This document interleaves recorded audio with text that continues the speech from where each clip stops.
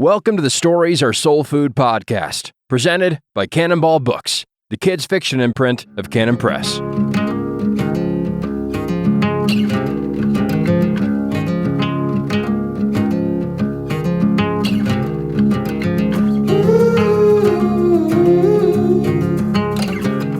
Welcome to Stories Are Soul Food. This is episode something or other. Yep. Episode more than a year. 61. 61. Welcome to episode 61 of SASF. Yep. We're here to discuss fill in the blank, Brian. Harry Potter. Are we? Oh, okay. Now this is by almost constant request. Yeah. It has been constant. I don't know what it is about this franchise that needs to be constantly podcasted about. We have discussed Harry Potter before. Yeah, we have. We have literally closed the book on Harry Potter.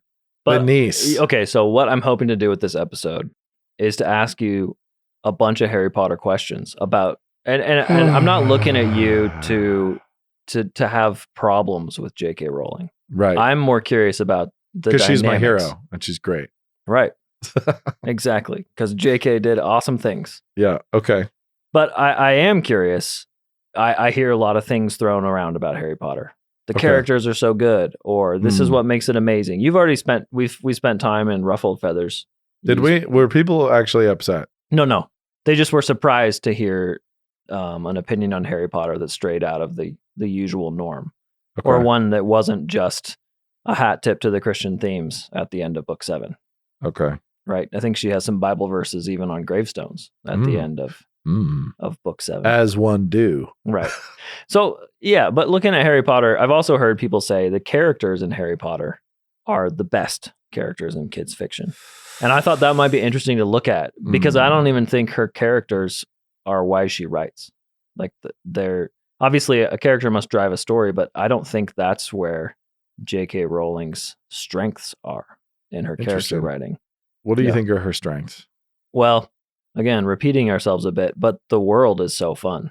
Yeah. That I feel that reading about whether it is a kid going to join the army and going to boot camp, or a kid joining detective school, or a kid joining wizard school, we're down for a story, or a kid learning how to be a knight. I mean, we're down for school stories. There's something about that process.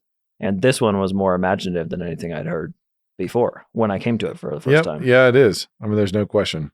It is unique and all the cliche ways of saying groundbreaking, in terms of doing something classic and deeply resonant with the human psyche and all the things we desire, but doing it in a new way.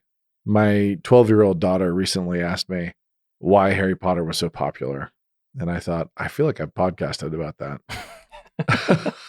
And maybe she has not yet. Yeah, maybe like, come on, girl. You've not been keeping up with my podcast? Neither have I, incidentally, kept up with my podcast. I do, for both of us. Yeah. But we can hit this again. I mean, we'll talk about it and then we can jump into the characters because they are a big piece. But let's start by reminding everybody that just like the bestesses of all desserts, Harry Potter has many layers. And those layers are all layers of wish fulfillment. So those layers of wish fulfillment start with basically readers love to be victims, right? So we love orphan stories. We love kids who are mistreated stories. So layer 1, Harry Potter stuck under the stairs at the Dursleys, mistreated orphan. He's a victim. We too love to think of ourselves as victims. We love to relate to that kid who's being mistreated. So victimized. When your protagonist is victimized, it's easy to connect and sympathize. Then you have that wish fulfillment of transition, the invitation, the invitation that comes to the other world, to the secret society, to that secret layer. So there's the owls that start coming. And those are fantastic. Her creativity starts to shine already when you start getting these, with the letters popping out the chimney. The letters are coming and they can't be stopped. The invitations are coming. He's being invited to another layer of reality, to the secret layer. And so there's the invitation, the special invitation to be included in this extra layer of reality is another layer of wish fulfillment. That's layer number 2. By the way, I recently ordered a 20-layer lasagna for some unknown reason. I know the reason. It was out of sick curiosity. Out of the desire to be a victim. Yeah. And I would say afterwards, the curiosity did not remain, but the sickness did. Oh, okay. So there was nothing too special. No, it was just, I was very curious. And then I wasn't very curious. But so we are at victimization. That's number 1. Harry's being victimized. Number 2, Harry's being invited into a secret layer of reality, right? That's layer number 2. Layer number 3, Harry is super famous. Like, oh, wow, fame. Boom. Is that something that's wish fulfillment? Yes. Harry also has a cool scar that makes him easily identifiable as the famous one. So not only is he famous, but he doesn't have to tell anybody. He's recognizably famous to everyone. That is a genius touch by JK Rowling. That little lightning bolt scar on the forehead is brilliant. So he doesn't go around as the famous one that other people have to discover or he has to tell. Or he is the one who's ignorant. Other people know he's super famous and he's easily identifiable as famous because of this lightning bolt scar. That's a pretty funny twist. If you made it, if he went around telling people, "Hey, I'm Harry Potter, the kid who lived." Yeah. What an irritating little person. Oh yeah, what a dork. Yeah. But The Boy Who Lived is such a great title too, early on. Rock solid. Then he's got the lightning bolt. Brilliant scar. I mean, like, to have a lightning bolt scar, it's like, yes. Very cool. Fantastic. But the idea of going to the secret layer of reality and having to discover your own legend, to discover that you are legendary, you are wildly famous. Not only have you just been invited into this secret layer, you're wildly famous in this secret layer of society, and you didn't even know it. So all the girls are looking at you. Why? Because you're more famous than the Beatles. You're a rock star. You're LeBron James, and you didn't even have to get in shape. It's just, you just are. So there's that fame, and then he discovers, of course, that he's wildly wealthy. And then, so we're talking about wish fulfillment layers here, right? Victimization, invitation to a secret layer of society, wild fame when he gets to that secret layer of society, identifiable to others. He's famous, and then he gets to discover that fame. Wealth, he's incredibly wealthy. Oh, and he's magic. Okay, yeah. All right. Wow, now he's magical. And not just that, he's the most magical. And we just keep on layering all these things. And then we go off to the most important characters of this story, which are different corners of the world. And so you have things like the train station, that train and the candies and these little details that she throws into the world, making the world itself a character and a rock solid character. That is, I think, where her character building is strongest. Yeah. So just the fact that there are so many Harry Potter products that have been made, I think speaks to that. So butterbeer, every flavor jelly beans, like jelly beans that taste disgusting. Who would have thought that's a good idea? But they've been done. There are many jelly beans taste disgusting before this.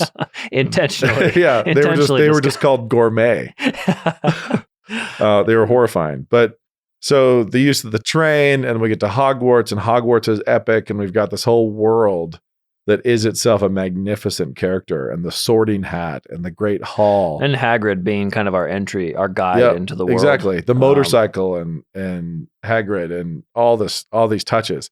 So her character work is nothing short of genius when we're talking about the gateway into the world. And even down to He Who Must Not Be Named, even down to the villain everybody's terrified of naming. There's no way around it. Like, I don't care how critical people want to be of Harry Potter. She is profoundly brilliant in crafting this franchise, this series. So, especially at the entry. I will say crafting entries is the easiest, but she is magnificent. So JK Rowling does a magnificent job at the entry points, and that's in the world construction. Hagrid's a great character. He's really solid. He wobbles, he wavers in different places and different points. Dumbledore is an interesting character.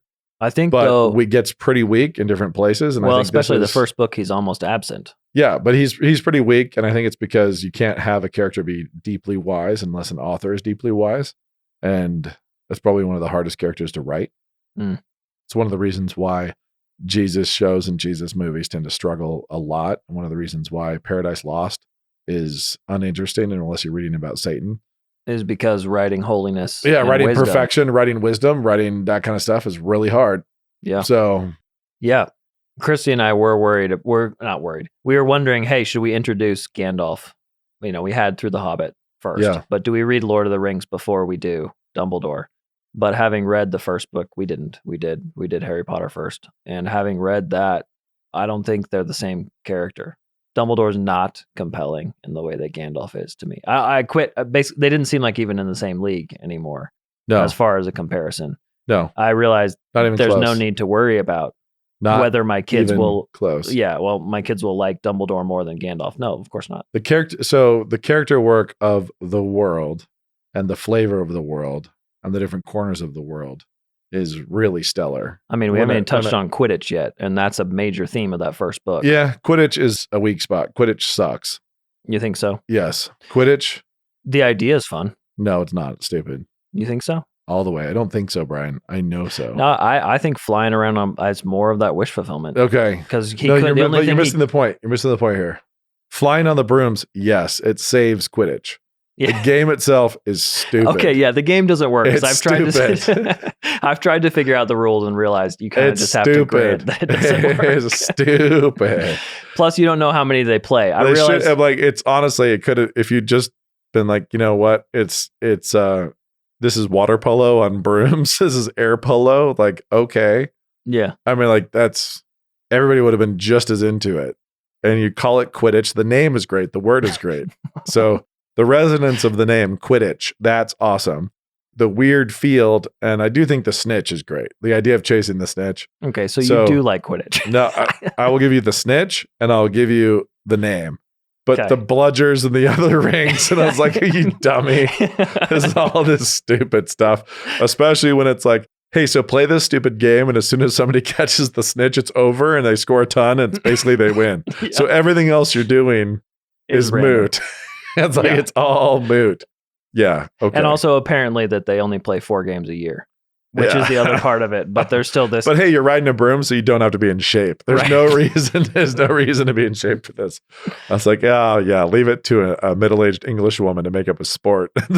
That's worse than soccer. And I like soccer. yeah. Soccer is the beautiful game. Yeah. It's a beautiful game, Brian. Why are you so critical? No, I like it. Anyway, so then we get to what people mean when they talk about the character work, and they mean people like Snape and Hermione and Ron, and the fact is that she's great at caricatures and she is bad at characters. I think we can just Okay, say flesh that out. Her characters are inconsistent over time. Okay. And they do not act out of consistent and coherent motivation, and they do not resolve insecurities in consistent ways or flaws in consistent ways. Okay. So they tend to have like one knee-jerk reaction, like, hey, this is my tick. You know, this is my right. We personality. like tick. Hermione because she's the smart one. Yeah, I'm the smart one. I kind of do. I'm the smart person, and I go this direction. I want you to be working on homework instead of exploring. Yeah. And every time I say the same thing, and Ron says the same thing, and every time we're going to kind of come together and we're going to abuse each other and be unkind to each other, and we're never going to actually fully apologize and make things right. And for some reason, Harry's never going to fully trust Dumbledore ever, and he's going to keep on being dumb and whatever. But the weird stuff, like the sideshow characters, the Luna Lovegoods, and those characters people adore. Neville. Yep. Neville Longbottom and these side characters show up and people really like them a lot. And that's because they're caricatures. They're cartoony and they are really fun. So do you think I don't mean worse? that as an insult. I do not mean that as an insult. I mean that as a rolled doll kind of, in kind of a way. This is a Charlie and the Chocolate Factory kind of character work. This is not deeply sophisticated. This is very clever and fun. Mm-hmm. It's cartoony. It doesn't work as well.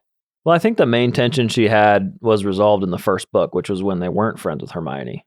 Right. So as soon as that's resolved, then that's a lot of the things you mentioned happen in later books as they have additional stresses and try to build. She's trying to apparently build on how to stress Harry Potter out in ways that he wasn't. But in that first book, I think you do have some genuine movement. Yep. And I really do want to tip my cap. Obviously, she doesn't need me to tip my cap. The whole world has. There's a reason why she is wildly successful, and the reason why the whole world fell in love with kids' books again. And I am incredibly grateful, because I think middle grade fiction is some of the best fiction that there is. And I enjoy it immensely. That's why I was, willing to give my professional life to it, because it's really fun to read and to tell. And she gave it its renaissance. I mean, she did such a phenomenal job with her wish fulfillment layering, her world building, and her character introduction, that she built this appetite. She reminded everybody that, hey, guess what? Ice cream is good. It's like the world forgot about ice cream, and then she reintroduced it. That's cool. And here we go. And it is, so that movie Yesterday, which is almost great. And then Act 3 becomes stupid because there's moral contradictions that aren't actually, they're just arbitrarily assigned. The Beatles movie? Yep. But it's really fun up until they assign false moral issues, false moral dilemmas. But it's a fun movie most of the way.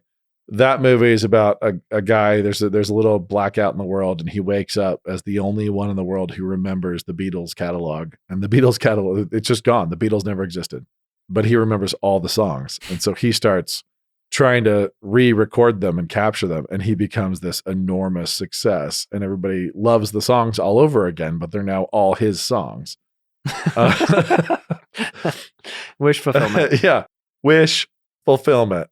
Yeah. There we go. I think that's what JK Rowling did. It's what she did is she reminded everybody that ice cream is great. Like, the world forgot it. Everybody went into this weird, cynical, self-important place of trying to do deep, dark stuff. Yeah, and she said, do you know what? Do you know what's fun? Really classic narratives built around the fight between good and evil. Yeah, the struggle between good and evil and basic fairy tale structure. Yeah. Isn't that fun? Especially when you do a great job building the world and you layer wish fulfillment around aspirational metamorphic transitions and coming of age. And isn't that great? Turns out this is also what made Spielberg big and others. Like, when you capture coming of age, when you go into a truly sympathetic character and you tell stories around the coming of age and the fairy tale structure of the world going mad, the world being more interesting and bigger than you realize, and you getting swept off your feet into these big adventures where you have to really become a hero. People love those stories. Yeah. Wow. Who would have thunk? But we had wandered away from that into this materialistic world of psychological novels and thrillers and so on. Yeah, I'm trying to remember. And we'd wandered down this cul-de-sac and gotten lost there for about 50 years where, there's a lot of great little kid stories, a lot of great stories. I was trying to remember what are the big ones before there aren't. Harry Potter and after. I mean, there are successful ones, but there aren't big ones. It's like there are not big ones. So you think about books like Charlotte's Web and things like that are around that people like. You think about these different stories that people enjoy. Susan Cooper and is it Beverly Cleary age? Is that what we're talking about? Yeah, people are doing like Mouse and the Motorcycle stuff, and they're doing Stuart Little and like E.B. White's writing stuff, and but it's what's a kid's book? The scope is small, I guess. Yeah, everybody aimed really low, and they aimed. It's kind of like in the film world and the TV world when they talk about 4-quadrant viewing, or they talk about a really loud TV show. So if there's a show on a streaming service and they say this one's a really loud show for us, what does that mean? It was it's something that really spans demographics and really makes a lot of noise, gets a lot of chatter. People talk about this show. And that means you have to break out of demographics. So when I made Hello Ninja, and we kind of broke out of this preschool demo. So it was originally going to be a preschool show, and we kind of broke outside of that. And it was getting watched by kids of a lot of different ages, and it was getting co-viewed, and then it was the most co-viewed show of any age. Any age, any platform, this was a very co-viewed show. We were excited. And it's because we were aiming for shows that were like those Sunday panels in Calvin and Hobbes, those brightly colored, fanciful, Sunday panels. Yeah. That are fun to watch, fun to engage with. It's still super young. It's still aimed at those super young kids, but it broke out a little bit. when you do that with a 12-year-old, you're doing it with a preschooler, you can break out so far, but you do that with a 12-year-old, do that with an 8-year-old for Harry Potter in the first book, I think. And you go middle grade, and then you do this coming of age story, this swept off your feet into this mad, mad world that turns out to be layered and more interesting and have depths and quirks, and stack that wish fulfillment up as you have to grow and become. And you can break out of demos. You can get those middle-aged moms and dads and cousins and college kids and high school kids to all read these books and love them because it's ice cream. Who doesn't like ice cream? Yeah, it's ice cream. And somebody's saying, hey, ice cream's for kids. We're all supposed to be eating grape nuts or something that just, it's supposed to be hard and serious. We should all be spending more time with Kafka. Well, it makes me wonder. Incidentally, Kafka can be great. I'm a big fan. I was just thinking Gary Paulson. Is Gary Paulson that sort of very serious book that's trying to push, like Hatchet, trying to push a kid into some very adult discussions through children's fiction, right? He's trying to cope with his parents' divorce. Yeah, and you have Paulson with Hatchet and other things that are great. It's great. Hatchet's a good book. Yeah. My Side of the Mountain.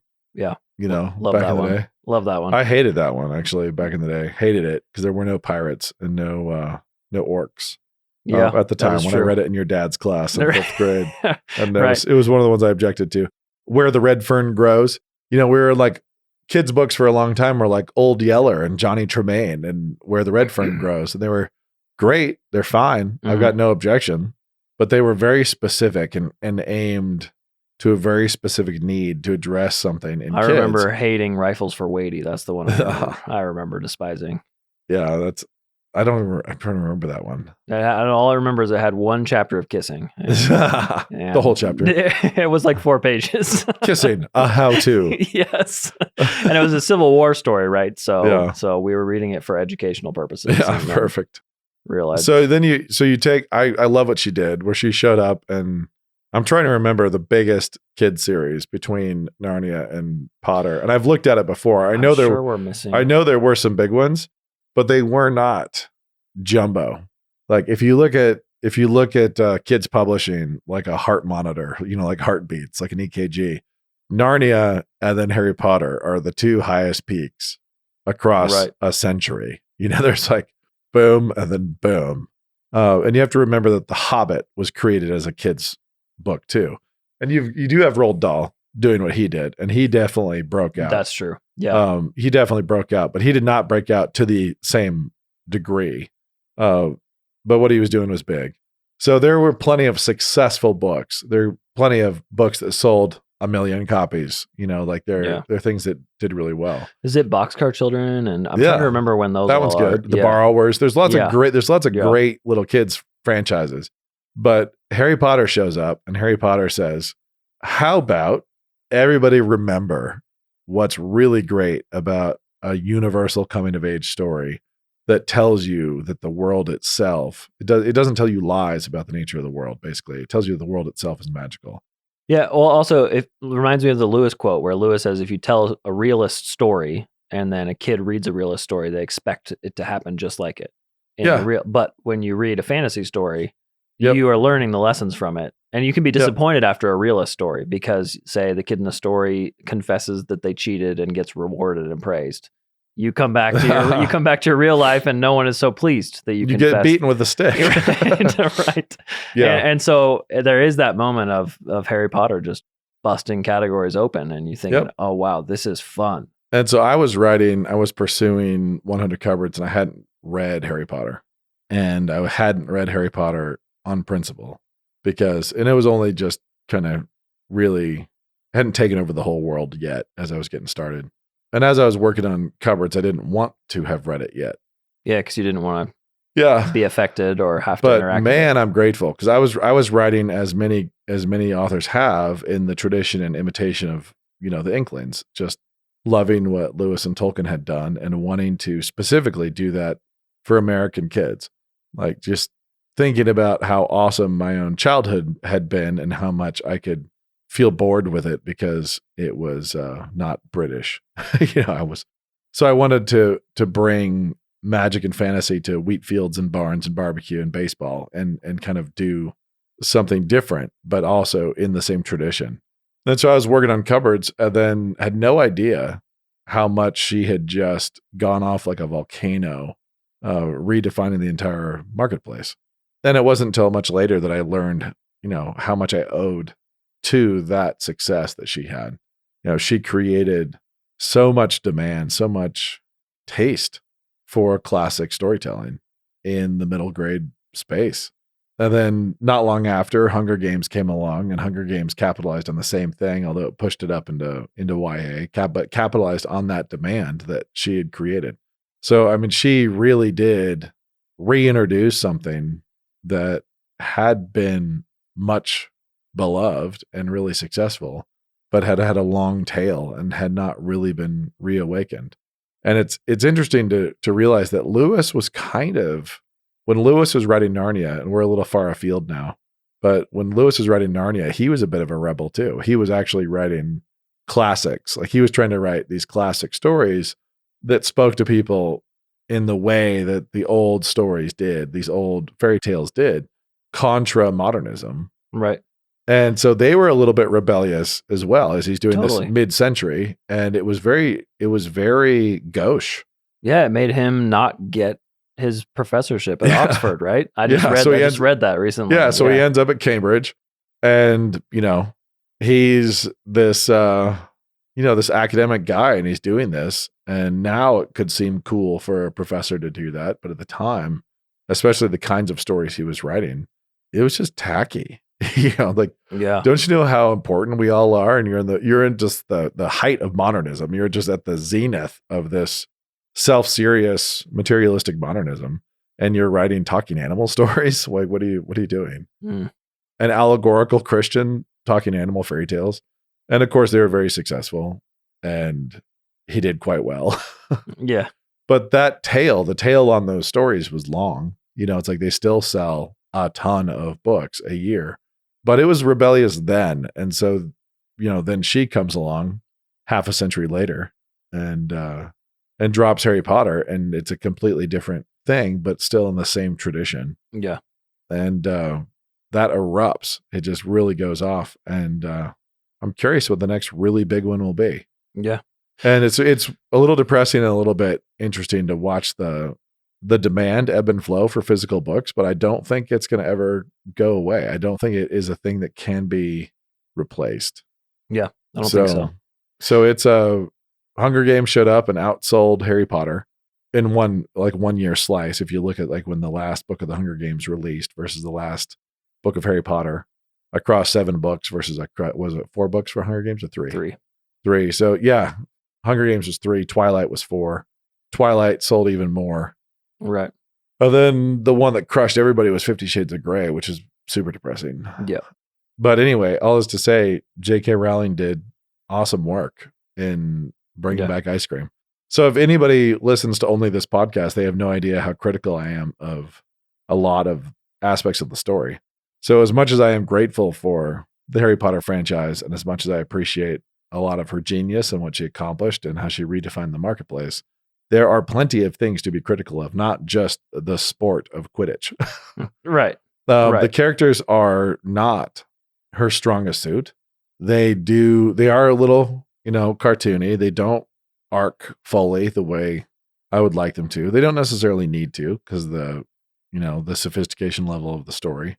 But I don't care for Harry. Especially, I care for him early. I don't care for him by book 4. I don't care for him. He's got moments later. Yeah. I like book 3 the best, I think. Book 4 is just, I could say very rude things, but I'm speaking into a microphone. It's angst. It's angst on a page. I don't know. I could. There's I'm no need. I'm thinking about it. I'm about to light the fuse. No, I didn't. Yeah. It's book 4 is where I think she really gets lost in his personality and who he is, and just doubles down on his emotional anger and it really makes him hormonal in like odd ways that are not consistent or realistic. And she ebbs and flows, and she struggles with characters, has character inconsistency. I like Snape. He's inconsistent. I like Snape in moments and scenes and sequences, and even maybe whole books. But Is it just because of the movie, though? no, You don't think so? no, I like him in individual sections of books. It was clear to me where Harry Potter's good and where he's not, the character himself, watching the movie as an adult. Going back and watching, you can see, oh, hey, Ron and Hermione are fun to watch. Yep. And Harry can be. Yep. But at other times, he really becomes just a vehicle for your attention. Yep. Right. Which of course is what a protagonist is supposed to do. But hopefully you like him more than that. Right. And then I think at the end, if we'd done a better job, by we, I mean her, then he would have married the correct person. Oh, yeah. You mentioned this. So, yeah, we can end here and say, we all know that Harry should have ended up with Hermione. I mean, yeah. But Ginny's like sort of a lesser, not as good Hermione. Nothing against Ginny. Nothing against Ginny, but Ginny is not the one who made Harry all that he was meant to be. Ginny is not the one who made him the best version of himself, etc. No. So none of them actually ever fully become. They never fully become, and they never fully fall. And that's kind of one of my bigger issues is I would like to see them struggle more with their own failings and faults in individual books where it's like, there they go. So in my Spider-Man rant from not long ago, I talked about Spider-Man just making the wrong decision the entire time. And yeah. So what? You'd like to see characters learn and change and then layer that and then the level of difficulty go up. I remember one moment I don't remember which book it is, but when Harry discovers like the horrible discovery that it's either him or Voldemort. Mm-hmm. And it's like, bum, bum, bum. You're like, really? Like, seriously? This is like a big reveal. It's like, we've known this forever. like from when we first discovered that he was famous from being the boy who lived with this lightning bolt on his head. We can't do this reveal. This reveal does not work. What? We can't both make it? We're going to fight to the death at some point. It's like, oh, come on. Seriously? The only other thing that made me madder, and we're pivoting into pet peeves, was the logic. And this is what I mean by when I said earlier, launching the opening. The opening is the easiest part, and she does it magnificently. But it's easy to set up dominoes and then be like, I've established lots of foreshadowing for greatness, and now I have to pay it off. It's when you have to pay it off that it's hard. So what saved Harry's life? Why did that curse from Voldemort bounce off of the baby's head and kill Voldemort temporarily? It was love. It was love. What? You see, Harry's mom loved him. Oh, no one else Voldemort ever killed was loved by their mother. It's like, oh, wow. Okay. Well, that's kind of mean, to be honest. That's a little bit rude. Turns out there's only one boy in all of England who had the love of his mom. And Fred Weasley was not it. Or which one was it? It was not the Weasley. Yeah.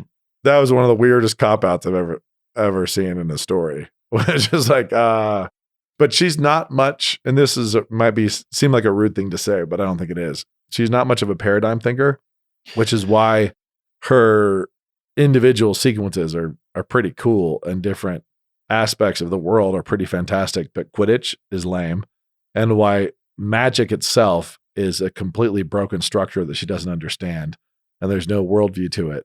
And so there's no actual ontology to her magic, and there's no ontology to the good versus bad magic, good versus evil.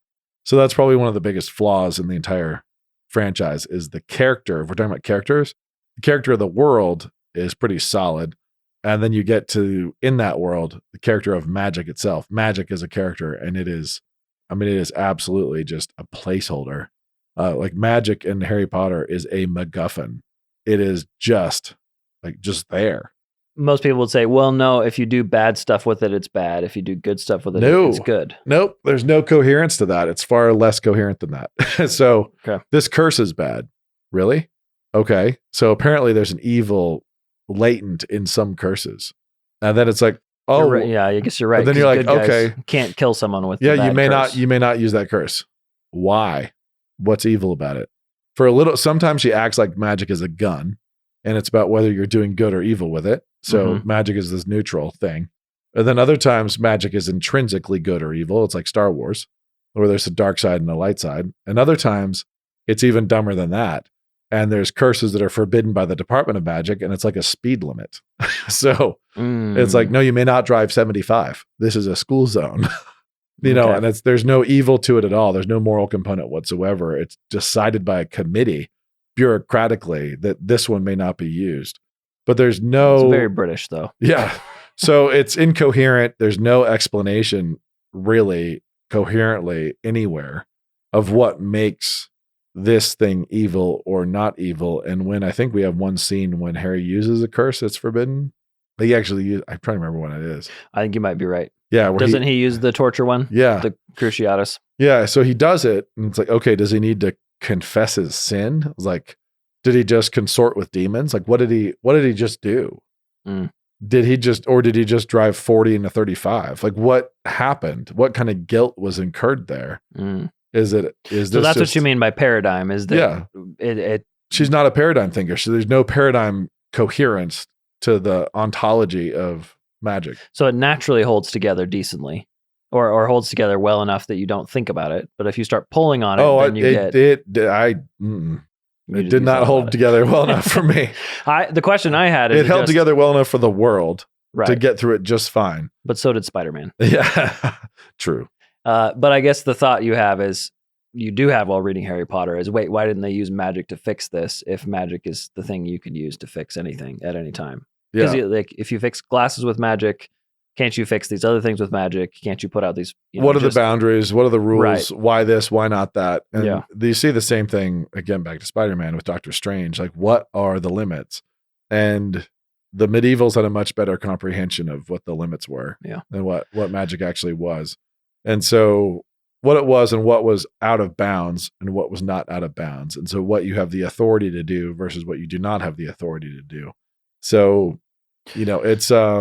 I do want to jump in real quick and say, though, that lest someone thinks you're putting this on JK Rowling, she published the Ichabog, which you can see what she likes to write, because that was where she went in and wrote a fable or a caricature with all of the jokes put in. Basically, if she defaulted to write anything, it's the Ichabog, and it's kind of unreadable.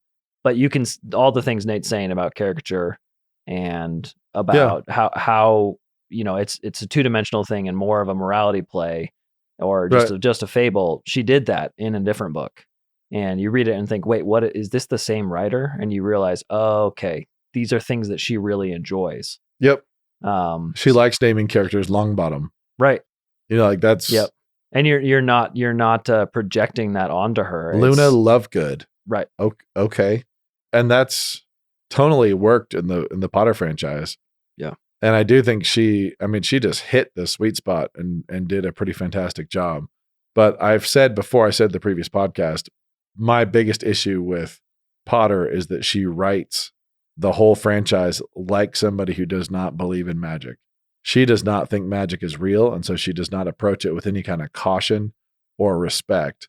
And so she does not try to make sense of it. She just waves her hand at it and is like, some of it's bad, some of it's good. Don't do that. Don't do this, whatever. But the good guys are lighting bone candles and doing they're using all the accoutrement of sorcery, right? And necromancy. So you see the good guys doing things that are, the decor is black magic. The decor is necromancy and evil. Halloween-y decor, and would be associated with evil magic. And Tolkien would understand that. So Tolkien would differentiate very, very cleanly and understand the kind of power he'd be giving, Saruman versus Gandalf, and what they're grabbing, what they were touching, what they're trying to do. And it would look different. It would feel different. And the sources would be different. And one would be abusing and stealing, and one would be actually acting within authority. Natural magic. So, there'd be a lot more thoughtfulness and full paradigm fleshed out, because Tolkien thought it was real. And Lewis thought it was real. And so he actually respected it and pushes it through. When someone objects to Harry Potter and says, hey, Satanists use these kind of spells, you'd say, then that on one level, we're fine with magic in a story. Sure. Because this world's magical. Yeah. But on another level, you'd say those people are the accoutrements of Accoutrement, please. the French pronunciation. And on one As the sense, Swiss would say. they've touched on something that's almost right. Like if you run into someone using a bone candle in real life. Yeah. So if you have if in the films, actually, they have like vertebrae, wax vertebrae with, that they're lighting, and it's cool in the background. But in the books, there's all the little skulls and everything, all the grody, decorations of black magic. And it's decorated that way, but she doesn't mean that. She arbitrarily says, these are people doing the good stuff, and decorates it like the bad stuff. And these are people doing the bad stuff and decorates it like the bad stuff. And what's the difference? These ones have a tattoo of a skull. And it's like, really? A skull, huh? That's a symbol of bad? Well, their name is Death Eater, so that's the clue. And eating death is bad. We all should spit death out. So she doesn't really work her way through that thoughtfully at all. And it's kind of petty and it's weird. But it's a huge miss. So I criticize Tolkien for not infleshing religion in his different societies, right? There's no faith. There's no religion in Rohan. There's no religion in Gondor. That is a miss. That's a big whiff for Tolkien. And Tolkien's, one of the best who ever worked. So for Rowling to whiff on magic is a big deal, given that's kind of what she's famous for, is writing this school of witchcraft and wizardry story. But is it a bigger deal than Tolkien whiffing on religion? Maybe. I don't know. But it's a big one. We got to notice it. You can still enjoy. Yeah, you can still enjoy it, and you can still respect what she did. I'm really grateful for what she did. And I would say her character work, just enjoy the world and enjoy her creativity. But yeah, the plots are redundant. The books become unnecessarily long because the readers began paying for maximum escapism, not for maximum quality story, not for best execution of a novel. So the readers wanted that book to be as fat and as undisciplined as possible. They wanted to spend every minute they could in Hogwarts with these characters, which speaks to the immersive power of what she built. So kudos to her for that. But you see her in the work of her editors and her own work in disciplining what she was trying to do in books 1 through 3. And then in book 4, it just runs amok. And from here on out, it's maximum cover price, maximum size. And the readers are the driving force behind that. She's giving the readers what they want, which is time in this world. So her biggest strength is the world. That's where people want to be. And that's what she gave them. The characters, when people say that her characters are so good, okay, of a type, as long as we're talking about caricatures, memorable, yes. Quirky and funny, yes. Realistic, coherent with arcs and flaws that play out in a consistent narrative, no. Fun, yes. Hagrid's fun, really fun. Right. But it's not her strongest place. The world is her strongest character. And minus the giant missing cornerstone of coherent magic. Yeah. We'll spot her that. And this, yeah. And you know what? She doesn't care because it worked. Right. And she dominated the marketplace, and kudos to her. And I'm grateful to her because I Awesome. probably owe her, 80% of my readership for my own books, in terms of the demand for franchises and stories that. Well, we're out of created. time. I did want to ask you, wish fulfillment, I know is something you've talked about in your stories, and I can think of some very fun wish fulfillment that you have. And yes, wish fulfillments. And then similarly, that full character arc will be fun to dive into, and just how does a kid's book differ from, a novel or an adult novel? Just anyways, there's plenty of things to talk about, but we're not shutting down the podcast yet, says Brian. Right. There will be future episodes, says Brian. Well, after this one. We'll see about that, says Nathan. Yeah, exactly. Okay, until next time. Always. Peace out. This has been SAS. To get access to a full library of soul food for kids, check out the Cannonball Kids channel on Canon Plus. Just click the link in the show notes and start listening today.